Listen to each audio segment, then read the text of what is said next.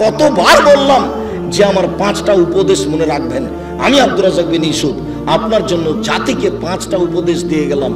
এক, আপনার জীবনের সবচেয়ে জরুরি কাজ কোনটা?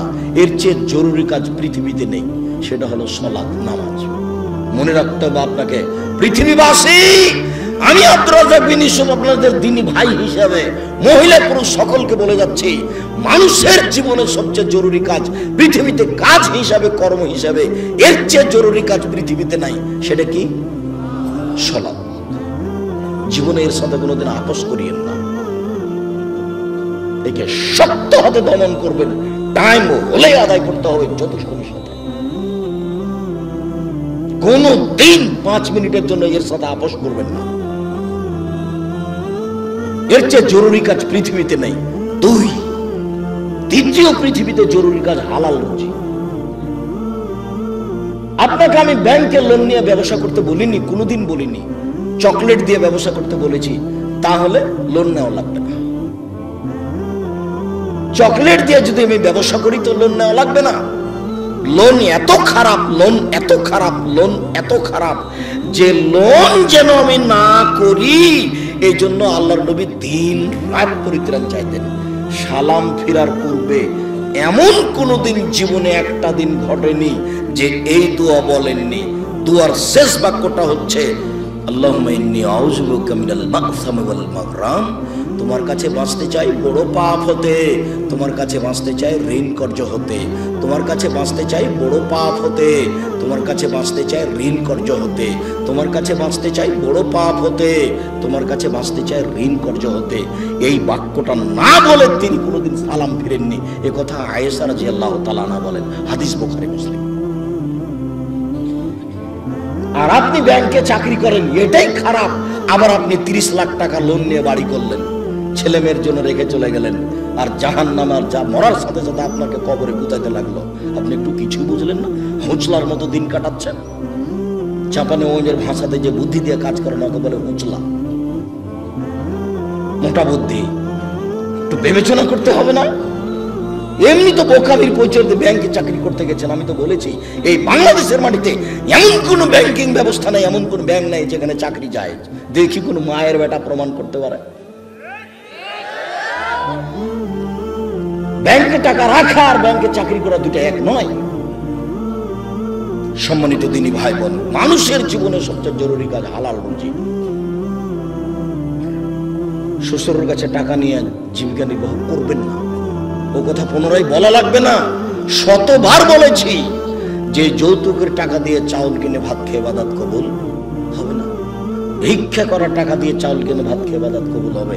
আমি ভিক্ষা করবো কেন? আমার গায়ে শক্তি আছে, কাজ করে খেতে পারি। তবুও ভিক্ষা করার টাকা দিয়ে চাউল কিনে ভাত খেয়ে ইবাদত কবুল হবে। যৌতুকের টাকা দিয়ে ভাত খেয়ে ইবাদত কবুল হবে না। চাউল কিনে ভাত খেয়ে ইবাদত কবুল হবে না। ওটা হারাম টাকা। যৌতুক শ্বশুরকে ফেরত দিতে হবে, এটা ভুলে গেছে। আর আগামীকাল সন্ধ্যা হতে হতে এই ছেলে, তোমাকে বলেছি শতবার, তোমার বাপ যেন তোমার ফুফুকে জমি ফেরত দেয়, হিসাব করে ভাগ করে দেয়। আগামীকাল সন্ধ্যা হতে হতে আপনি বোনের জমি দিয়ে দিবেন। আপনার বাপ মারা 10 বছর হলো। বোনের জমি মানে পরের জমি। পরের জমি খান কেন? শরম হয় না? আপনার ভাগ্য আল্লাহ লিখে দেননি? বাপ মারা গেছে, আপনি জমির ভাগ নেবেন, আপনার বোন জমির ভাগ নেবে। আপনি নিবেন সকালে আর আপনার বোন নিবেন বিকেলে, এরকম কথা কি না? একসাথে। তা আজ পর্যন্ত জমি আপনার কাছে কেন? আপনাদের 4 ঘাট কোন দিক থেকে একটা লোক গেছে আমার কাছে, তো বলছে আমি অংশ বন্টনের উপরে ডক্টরেট ডিগ্রি করব, সেই জন্য আপনার কাছে এসেছি। কি করবেন? কি বলে আপনাকে কিছু জিজ্ঞাসা করব। প্রথমে বলছে আপনার আমি পরীক্ষা নিব। আমারই পরীক্ষা নেবেন? আচ্ছা ভালো, কি জিজ্ঞাসা করবেন করেন তো। তো কিছু মাসলা জিজ্ঞাসা করবো এই ফারাইজ সম্পর্কে। করার পরে বলছেন আমাকে এটাই মনে হয় আমার পরীক্ষা। সেটা হলো এই, আপনার বাপ মারা গেছে না বেঁচে আছেন? মারা গেছেন। কতদিন হলো? এতদিন। তো আপনার জমি জায়গার খবর কি? তা বললাম যে আমার বাপকে মাটি দিয়ে এসে আগে জমি ভাগ করেছি, তারপরে খাওয়া দাওয়া। খাওয়ার আমরা আগে খাইনি, আগে জমি ভাগ করেছি তারপরে খাওয়া। যদিও জমি আমি একটু চিনি, আমার ছোট ভাই চিনি না। আমরা কোনোদিন জমিতেই যাইনি।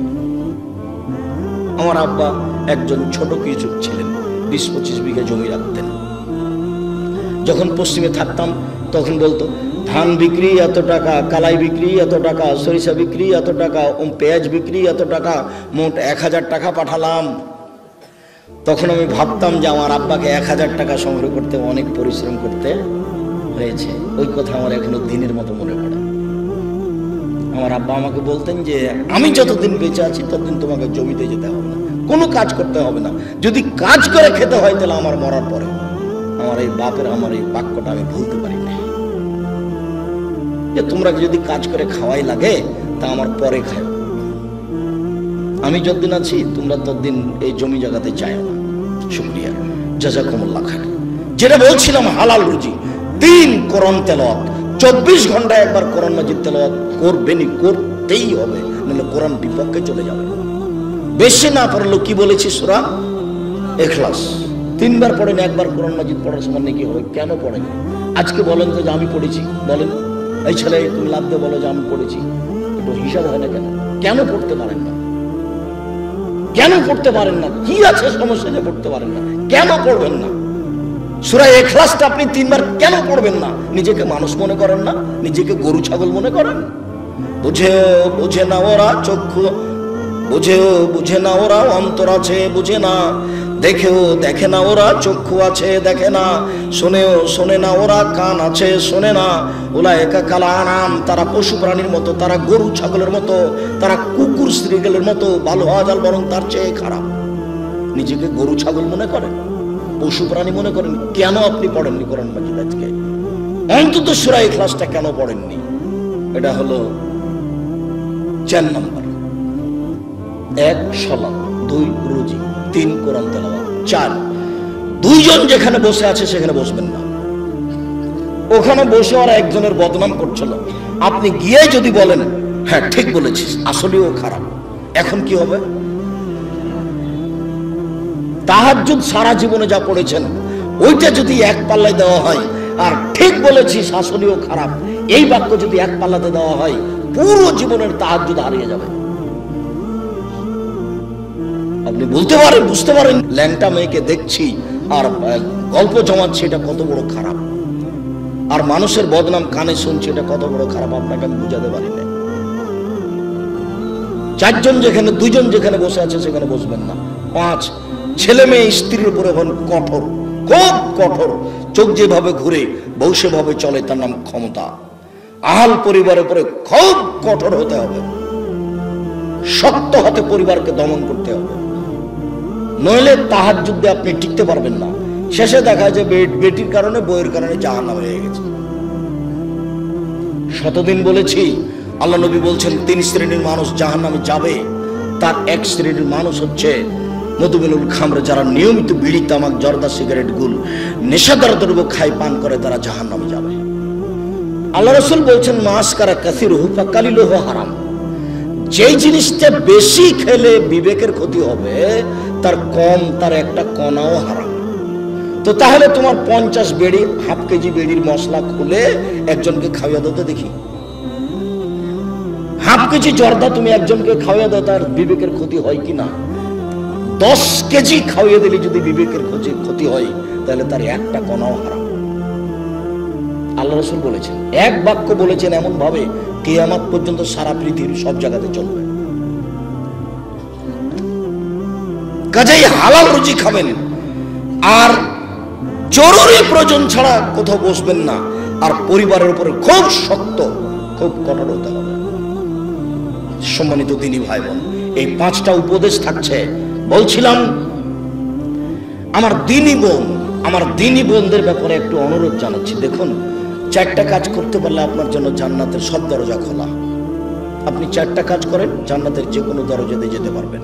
আমি বলিনি এই কথা মুহাম্মদ সাল্লাল্লাহু আলাইহি সাল্লাম বলেন। 1 সালাত খামসা, 5 ওয়াক্ত সালাত আদায় করুন। এই ছেলে, তুমি ওখানে ভাবে দাঁড়িয়ে কেন? বসো। দিনী ভাই বোন, আমি আপনাদেরকে অনুরোধ করছি, আপনারা দয়া করে দোকানপাটে কেউ থাকিয়েন না, রাস্তাঘাটে চলাচল করিয়েন না। এখন কোনো কাজ করার প্রয়োজন মনে করেন না, আপনার আমি কিছু না কিছু উপকার করবই করবো ইনশাআল্লাহ। আপনিও যেমন কষ্ট করে এসেছেন, আমিও তেমন কষ্ট করে এসেছি। আমি 7:30 8টার দিকে বাসায় পৌঁছেছি, বরিশাল বরগুনায় ছিলাম রাতে। বরিশাল বরগুনা থেকে আমি রাতে বক্তব্যের পরে যাত্রা আরম্ভ করে সকাল 8টার দিকে আমি প্রতিষ্ঠানে পৌঁছেছি। এটা নিয়ে আমার কোনো খেয়ালই ছিল না। এশার সালাতের পরে অবগত হয়ে আমি আসলাম। আমি কষ্ট করে এখানে এসেছি, আপনি চায়ের স্টলে বসে থাকবেন? আপনাকে আমি মানুষ মনে করব? কেন আপনাকে আমি মানুষ মনে করব? আল্লাহ আপনাকে পশু প্রাণী বলছেন, আমি কেন বলবো? আপনি পশু প্রাণীর মতো। পশু প্রাণীর মতো না হলে আমি দিনের কথা বলছি, আপনি ওখানে বসে থাকবেন কেন? সম্মানিত দিনী বোন, এদিকে শোনেন। এই মেয়ে শোনো, 1 5 ওয়াক্ত সালাত, 2 সমাজ সাহারা রমজান মাসে রোজা সেম, 3 আতাত বালাহ স্বামীকে মেনে চলা, তিতা লাগলেও মিঠা লাগলেও মেনে চলতে হবে, 4 জেনায় লিপ্ত না হওয়া। এই 4টা কাজ করবেন, জান্নাতের সব দরজা খোলা। 4 নাম্বার জেনা। জেনা যদি হয়ে গিয়ে থাকে তাহলে এখন থেকে কান্নাকাটি করেন। যদি আপনি খালেস অন্তরে কান্নাকাটি করতে পারেন দিন রাত, তাহলে আল্লাহ জেনার পাপটাকে নেকি দিয়ে পূর্ণ করে দিবেন। আর আল্লাহ ওয়াদা করেছেন আপনার সাথে, অনাহা নাফসা আনিল হাওয়া ফাইনাল জান্নাতা হিয়াল মাওয়া। পৃথিবীবাসী মনে রেখো, আল্লাহ তাআলা বলছেন, পৃথিবীবাসী মনে রেখো, তোমরা যদি অশ্লীল কাজ থেকে নিজেকে বিরত রাখতে পারো, আমি আল্লাহ তোমাকে জান্নাতুল মাওয়া দিয়ে দিলাম। ওটা তো আল্লাহর ওয়াদা। আপনি অশ্লীল কাজ বন্ধ করেন, জান্নাতুল মাওয়া আপনার জন্য প্রস্তুত আছে। এটা মানুষে বলেননি, এটা নবী বলেননি, এটা সরাসরি আল্লাহ বলছেন। অতএব যদি কারো জেনা হয়ে গিয়ে থাকে, বন্ধ করেন, আপনি ভালোর মধ্যে চলে যাবেন। স্বামীর সাথে ভালোভাবেই চলতে হবে। আপনার স্বামী আপনাকে গালি দেয়, এ কথাই ঠিক। আপনার স্বামী আপনাকে মারে, এ কথাই ঠিক। আপনার স্বামীর মুখ খারাপ, এ কথাই ঠিক। এর পরেও কোনো উত্তর না করে পাথর হয়ে এই সংসার করেন, এটাই আমার পরামর্শ। আমি আপনার দিনী ভাই হিসেবে আপনাকে আমি পরামর্শ দিচ্ছি, যেহেতু 2-1টা ছেলে মেয়ে হয়ে গেছে, আপনি এই সংসার করেন, ওর সাথে কথা বলেন। সপ্তাহ সপ্তাহ কথা বলেন না, রান্না বান্না করে ছেলের হাতে মেয়ের হাতে দিয়ে পাঠান। আর 1 গ্লাস পানি চাইলে সামনে গ্লাসটা রেখে ঠ্যাকস করে রেখে দুদিকে হেঁটে চলে যান। এভাবে সংসার করলে আল্লাহ অসন্তুষ্ট থাকবেন, পরকাল জাহান্নাম হয়ে যাবে। এই সংসার করতে হবে না। আমার কথা আপনি মেনে চলেন, কষ্ট হোক, মুখ বন্ধ করেন, প্রতিবাদ করিয়েন না, তার সাথে মিশে চলেন, তার পায়ের নিচে দুনিয়া শেষ করে দেন, তাকেই ভালোবেসে দুনিয়া শেষ করে দেন, আপনার জন্য ভালো হবে, জান্নাত হবে। শেষ পর্যন্ত যদি বুঝেন যে সংসার হবেই না, তাহলে এভাবে ঝুলন্ত থাকতে হবে না, আপনি খোলা করে নেন। যে কোনো মহিলা যে কোনো স্বামীর সাথে খোলা করতে পারে, যে আপনার সাথে থাকবো না, চেয়ারম্যান সাহেবরা ঠিক করে দেন, কাজী সাহেব ঠিক করে দেন, আমাকে একটা খোলা তালাক লিখে দেন, আমি আমার স্বামীর ভাত খাবো না। আপনি করেন, 1 মাস পরে অন্য জায়গাতে বিবাহ বসেন, কিন্তু ঝুলন্ত অবস্থায় ভাবে থাকিয়েন না। মাস মাস বছর বছর স্বামীর সাথে কথা বলবেন না, এটা ঠিক নয়।